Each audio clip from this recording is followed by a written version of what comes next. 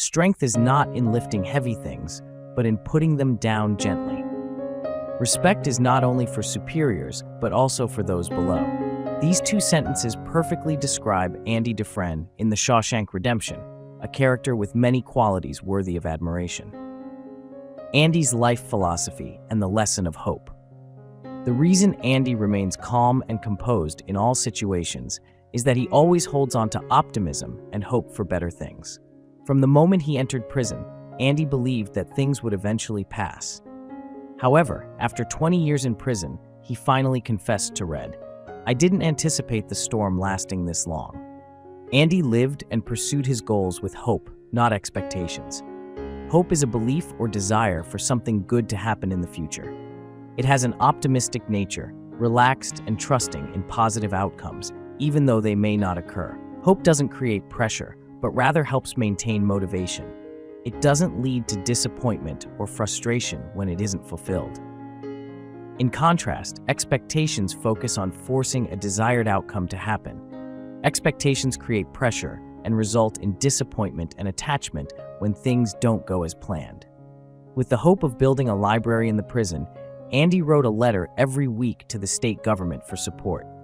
From the beginning, people told him it wouldn't work, so he had no expectations. Andy treated this task as a marathon, not a sprint. For 6 years, he steadily wrote letters, hoping for something good to happen. That hope allowed him to keep his spirit relaxed and maintain his writing.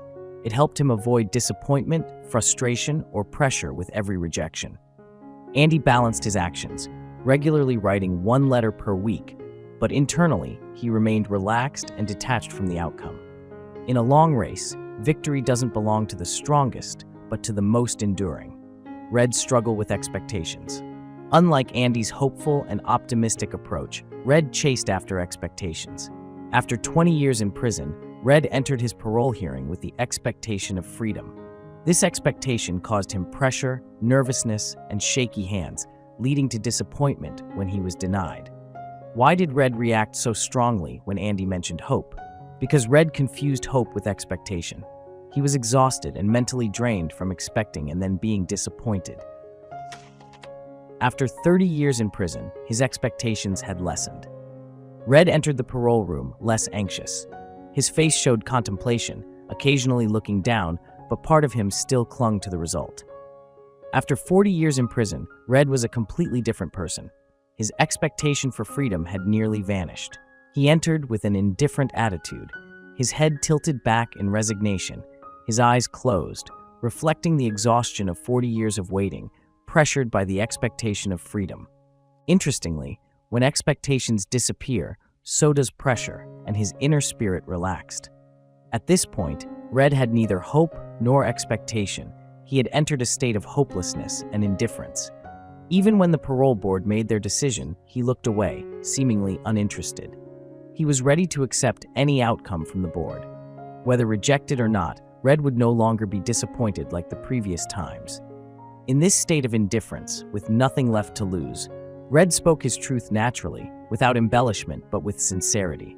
The pinnacle of skill is authenticity. Soul communicates with soul. The board could feel Red's genuine energy, and finally, luck smiled upon him. Time can change a person, from expectation to disappointment to hopelessness. In hopelessness, people often collapse, give up, and lose the will to rise again. Brooks was such a person. He chose death as his escape. Life is a series of causes and conditions, some good, some bad. Success isn't guaranteed just because one tries hard like Red, and rejection isn't inevitable just because of indifference. Nor does living a righteous life, like Andy, ensure freedom. Everything is part of the flow of life's conditions. Whatever those conditions may be, always hold on to hope to maintain energy and move toward the good on your life's journey. Andy said to Red in his letter, "Remember, hope is a good thing, maybe the best of things, and no good thing ever dies." This letter was a turning point, completely changing Red's perspective. Andy didn't offer explanations, but his life, his optimism, and his success were the clearest explanations Red could understand. Andy inspired his close friend Red, helping him find hope in life after his parole. At the end of the film, Red's thoughts were entirely different. He expressed his small desires using the word hope. a free man at the beginning of a long journey, without knowing the outcome. I hope I can cross the border. I hope to see my friend and shake his hand. I hope the Pacific is as blue as it has been in my dreams. I hope. Red transformed his life, shifting from expectations to hope in his thoughts and actions. With this mindset, he remained relaxed and comfortable. He had hope, but never despair. Red eagerly sought out his friend, yet whether he would find him or not was up to fate. The result, whatever it may be, would no longer drive him mad. Same circumstances, but different fates. Brooks spent 50 years in prison and committed suicide when freed. Red spent 40 years but lived a hopeful life after being released. The film's deep message is this: real freedom is found in the mind, not in prison or outside it. Living like Andy, even prison can feel like heaven with many privileges. Living like Red, prison becomes a place of pressure and madness. Brooks, unfortunately, was not so lucky. He was like a zoo animal kept for 50 years, unable to survive once set free into the wild. Had Andy not taught Red the lesson of hope, Red would have only left Shawshank prison physically, but never escaped the mental prison of his expectations. I hope that through this movie, we too will be like Red. Let go of expectations so your mind can be free of tension and life becomes less stressful. Instead, always hope for the good. Hope will help us maintain the motivation to pursue our goals with happiness and ease. This is the way of living that Andy taught Red. 1. Andy's keen understanding of people. When the elderly Brooks was about to harm Haywood, it was Andy who successfully saved the situation. Though Andy was skilled with numbers, he was far from being dry or rigid. On the contrary, he was sensitive and deeply empathetic toward others. First, Andy gave Brooks a series of affirmations and acknowledgments from everyone around him. Andy, you're not going to hurt him. Everyone knows it. Even Haywood knows it. Isn't that right, Haywood? Yes, I know. Absolutely. You won't hurt him because he's a friend, and Brooks is a man who knows right from wrong. That's right. Isn't that so, guys? Yes. Then Andy gently lowered his voice, appealing to Brooks' compassion. Brooks, look at me. Put the knife down. Brooks, look at his neck. My God, he's bleeding. It's the only way they'll let me stay here. In the end, Brooks put down the knife. Without Andy, this situation might have dragged on indefinitely, and the knife could have ended up in Haywood's neck. Why did Andy's words work on Brooks? Because Andy knew Brooks was a good person. Good people have a strong sense of morality.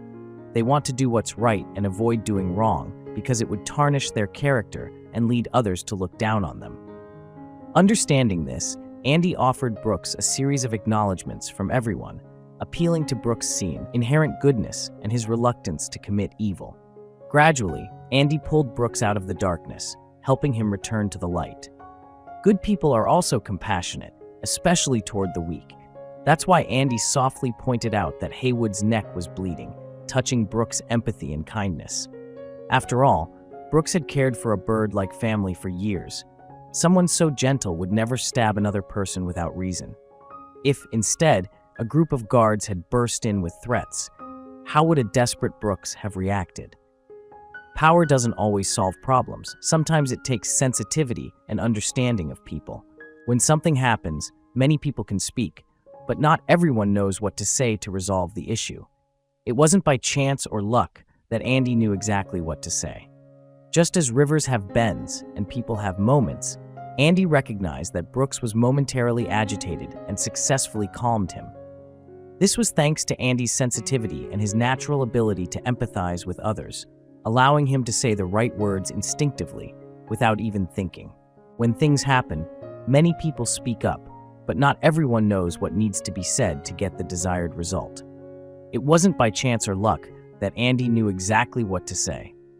Brooks was merely acting out of momentary frustration, and Andy successfully awakened him. This success came from Andy's inherent sensitivity and ability to empathize, allowing him to naturally say the right words without even needing to think.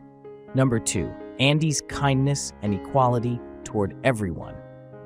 When the news came that the fat inmate had died, Red lowered his head in silence, but Andy was the only one who spoke up and asked what the fat man's name was. This showed Andy's respect for others, even for someone he didn't know. Good people have a high sense of conscience. They seek equality, compassion, and are easily empathetic and willing to help the weak. This is in contrast to someone like Haywood, who displayed discriminatory behavior, referring to Andy as new fish in a disdainful tone, as if Andy was just another new inmate. And he dismissively said that the fat man had died, implying that Andy needn't care about his name. However, even Haywood showed a bit of sadness upon hearing about the fat man's death. Despite his rough exterior, there was still a faint voice of conscience within Haywood, expressing sympathy for a fellow inmate's fate. Later, as Andy gradually demonstrated his influence in Shawshank, Haywood began to respect and admire him. But Haywood was nothing compared to Elmo Blatch, who was a completely depraved individual, proudly boasting about his past crimes as if they were achievements. In the prison, we see a variety of personalities on a spectrum. The innocent, kind, and educated, Andy. Those who have committed crimes but are still good-hearted, Red, Brooks. People with some negative traits like teasing, cursing, and joking, but still have a conscience, Haywood. The young thief, arrogant but kind enough to stand up for Andy's innocence. The truly evil, Elmo Blatch. Andy's kindness is further shown when he gifts beer to his fellow inmates. While helping the guard Hadley was a calculated move to achieve a goal, the act of giving beer to his fellow prisoners was a spontaneous gesture of generosity. When Hadley grabbed Andy by the shirt and pulled him to the edge of the roof, Andy's voice trembled with fear as he faced imminent danger. Hadley, who saw the inmates as disposable, could easily have tossed Andy over the edge if he misspoke. In such a precarious situation, Andy didn't have time for long considerations, so the decision to ask for beer for his friends must have come from a natural inclination to give. Kind-hearted people have an instinct to give. Sometimes, they even feel happier when giving than when receiving. Being around such generous people, you don't even need to ask. They just give. Not only is Andy kind, but he is also incredibly forgiving, as seen in his treatment of Tommy. After investing an entire year teaching the young man to read, Tommy threw his exam papers in anger and disrespected Andy in front of everyone in the library. This was akin to a student disrespecting their teacher, a huge affront to Andy's pride, especially considering his high status in the prison. Good-hearted people love helping others, but they are highly sensitive to ungratefulness, especially when the person they are helping shows no respect. Yet, Andy calmly retrieved the paper Tommy had thrown into the trash. Even while locked in solitary confinement, when Andy heard that Tommy had passed the test, he smiled with genuine happiness. Not because of personal gain, but because he had brought joy to Tommy. Jungle law in prison. While Andy lived by principles of equality, kindness, and respect for everyone, the leadership of the prison operated in stark contrast. Their system was governed by jungle law. Hierarchy and rank took precedence over respect, and they cared little about right or wrong. At a single command from Warden, Hadley was ready to shoot the young inmate Tommy with unerring precision. In this prison, human life was cheap. Chief Guard Hadley was a tall, strong, fair-skinned, handsome man with a powerful voice. He was always prepared to use his physical strength to weaken or even kill the weaker inmates. He frequently barked his signature command to the prisoners, "On your feet." On your feet. On your feet.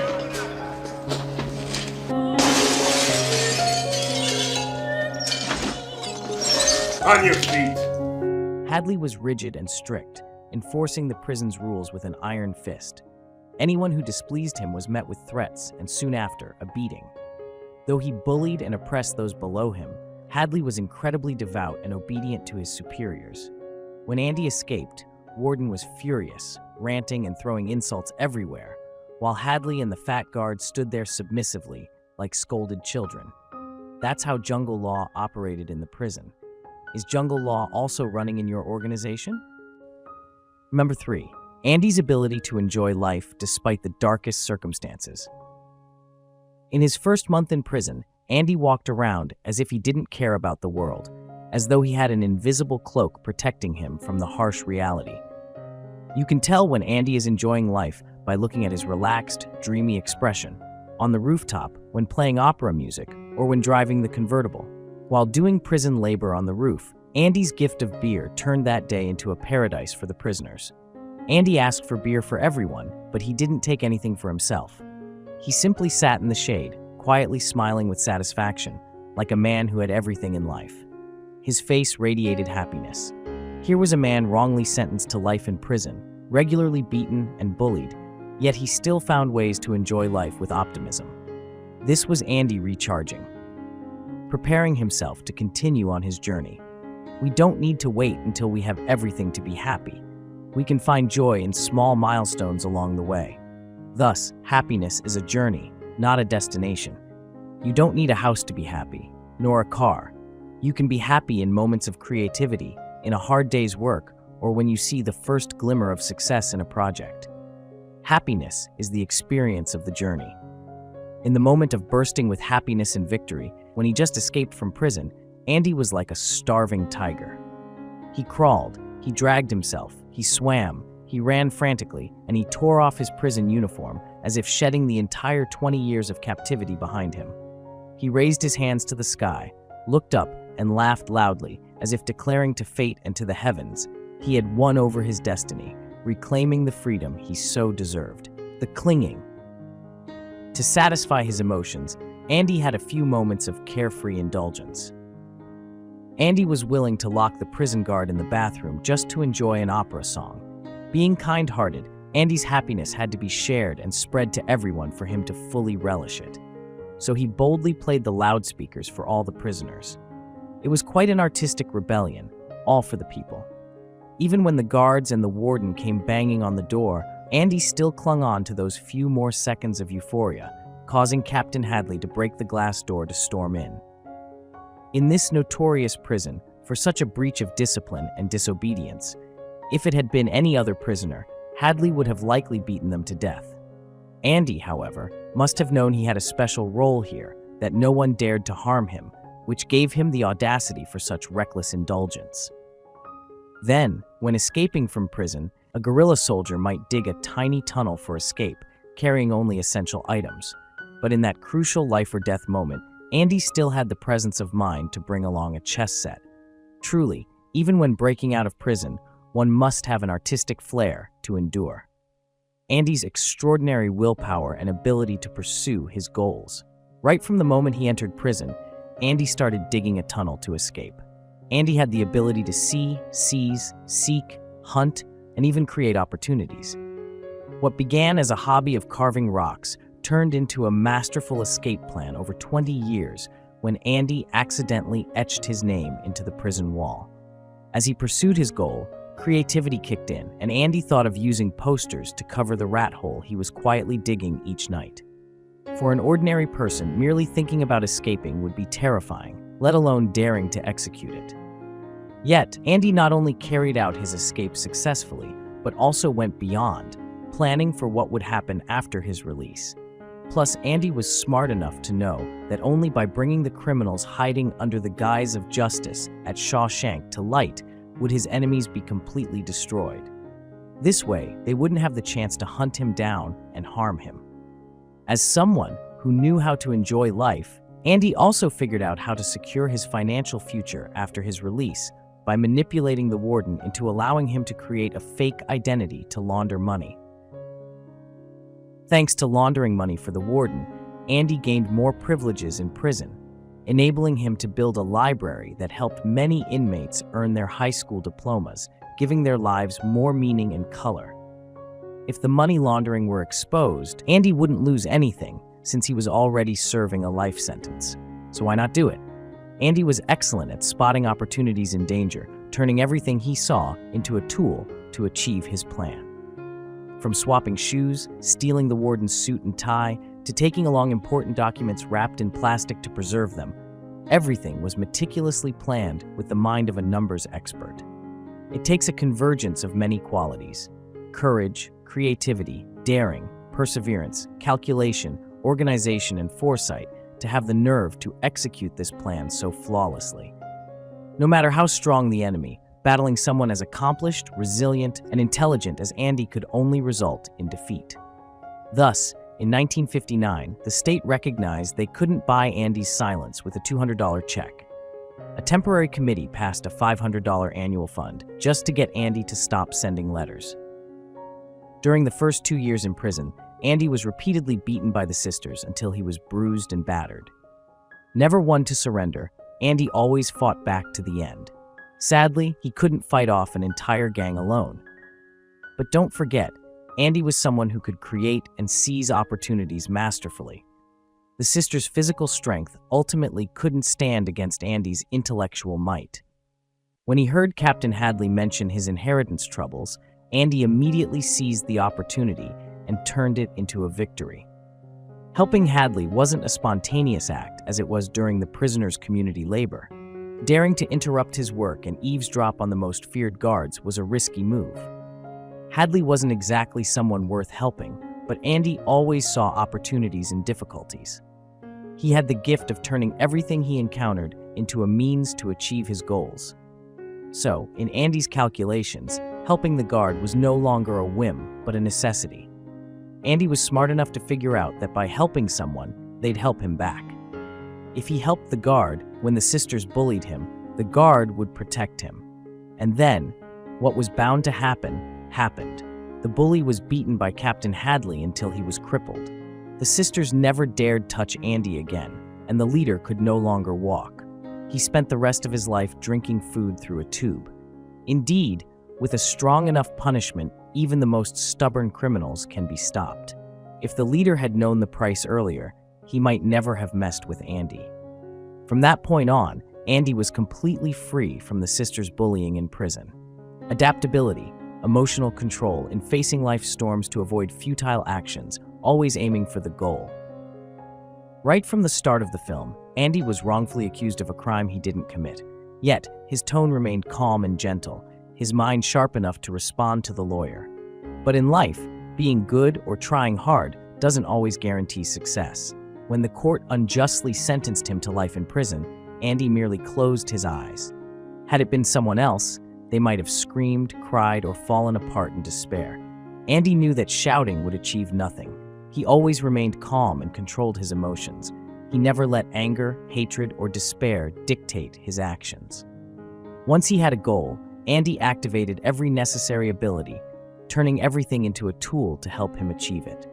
Red, unaware of this, paid dearly by losing 2 packs of cigarettes when he bet on Andy. Red believed that someone with strength would be physically imposing, standing tall, wielding large weapons. But in Shawshank, physical strength was like a candle in the wind. It was mental strength that prevailed.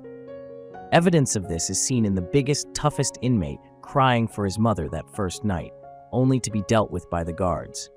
Meanwhile, Andy, the skinny, quiet intellectual, didn't make a sound all night. When Andy's cell was suddenly searched, what would happen if they found the rat hole hidden behind the poster of the girl? All of Andy's efforts would have been for nothing. Andy would also be punished for attempting to escape. Yet, when they searched his cell, Andy's face and voice remained as calm as ever. It was only after they left that the tension surfaced on his face, revealing an expression of confusion and desperation. If he had shown these emotions earlier during the search, Andy would have been immediately suspected, and his cell could have been meticulously inspected down to every millimeter. The rat hole would have been easily discovered. It was a close call. Of course, as someone who relentlessly pursued his goal, Andy knew how to control his emotions and how to act to protect his plan. In life, emotional control is an important skill. Faced with failure or difficulty, many people are easily swayed by negative emotions, leading to regrettable decisions and consequences. Andy teaches us that remaining calm and clear-headed under pressure helps us make sound decisions, serving our goals. Andy is truly incredible. However, as Red said, everyone has their breaking point. Andy is human too.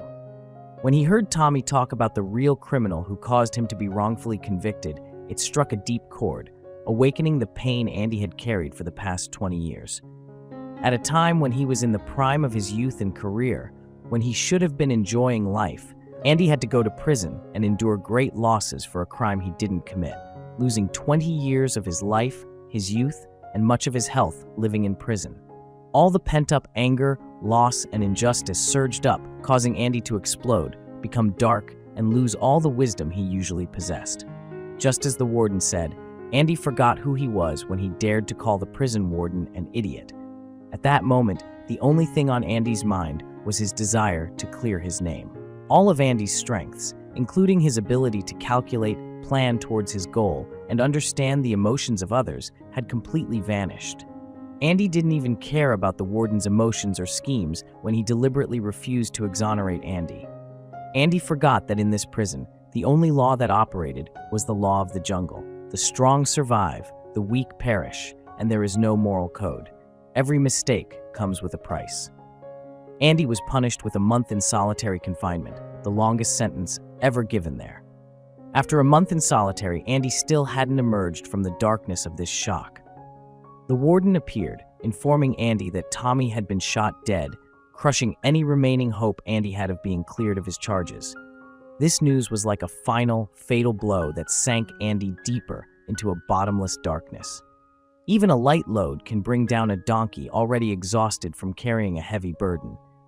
A person on the verge of drowning cannot pull themselves out by their own hair, and someone who is drowning and then is pushed under will be even less able to escape. The warden came to invite Andy out, but Andy had reached the limit of his endurance. He continued to show his lack of wisdom and indifference by replying to the warden, "It's all over. Find someone else to help you with your scams." Of course, consequences followed immediately. Andy had brought another calamity upon himself. In this place, power belongs to the strong. The warden didn't beg or try to coax Andy, but instead continued to issue threats. "If you don't submit to me, 1. You will no longer be protected by the guards, and I'll put you in with the homosexual inmates. You'll have a tough time with them. 2. Your library will also disappear, walled up with bricks. The books will be burned for a barbecue. The fire will rise high, visible for miles. We'll dance around the fire like wild natives." And then Andy was sentenced to another month in solitary confinement. The film Shawshank Redemption is adapted from a novel and has firmly held the top spot in the rankings of the world's best films. In the history of cinema, it's rare for the world to create a legendary masterpiece like this one. The film teaches us how to live, how to be a good person, how to rise above fate, how to optimistically enjoy life, and lessons about hope in a place considered to be a living hell. I hope, that through these analyses, you truly feel the values, meaning, and profound lessons of this cinematic masterpiece. Thank you for listening on iSage. It's a pleasure to share life experiences with you.